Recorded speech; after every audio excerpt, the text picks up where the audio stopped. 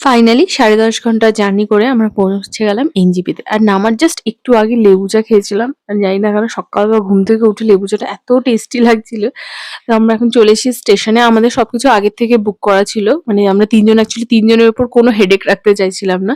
তো এখানটায় চলে এসছে দাদা, যে আমাদের এই ৩ দিনের ট্রিপটায় আমাদের টোটাল টাইমটায় ড্রাইভার বলতে পারো বা গাইড হিসেবে থাকবে।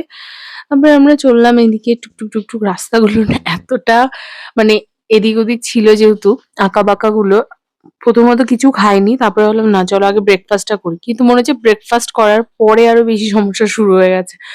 তো প্রচন্ড পরিমাণে গা গোলাচ্ছিল এজন্য চুপচাপ বসেছিলাম। তারপরে এই সুন্দর, সুন্দর ভিউ পয়েন্ট গুলো দেখতে, দেখতে আমরা যাবো আমাদের হোমস্টেতে।